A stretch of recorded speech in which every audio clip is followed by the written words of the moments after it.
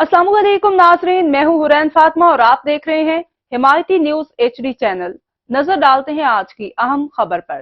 नाजायज मुनाफाखोरों के साथ सख्ती से निपटा जाएगा। वज़ीर आला पंजाब मोहतरमा मरियम नवाज शरीफ की हिदायत पर वज़ीराबाद में सख्त मॉनिटरिंग की जा रही है ताकि अवाम को रिलीफ दिया जा सके। इन ख्यालात का इजहार असिस्टेंट कमिश्नर वज़ीराबाद मोहम्मद सलीम ने डिस्ट्रिक्ट प्रेस क्लब वज़ीराबाद वफद से मुलाकात में गुफ्तगू करते हुए किया। उन्होंने कहा कि अवाम को सहूलियात फराहम करने के लिए हर तरह के इक़दाम किए जा रहे हैं। उन्होंने कहा कि रमजान शरीफ और रमजान शरीफ के बाद भी नाजायज मुनाफाखोरों के खिलाफ कार्रवाई जारी रहेगी।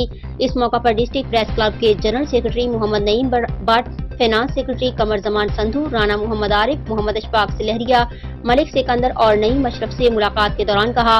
उन्होंने कहा कि मसनूई महंगाई करने वाले दुकानदारों को तंबीह की कि गिरां फरोशी करने वालों के खिलाफ सख्त कार्रवाई अमल में लाई जाएगी।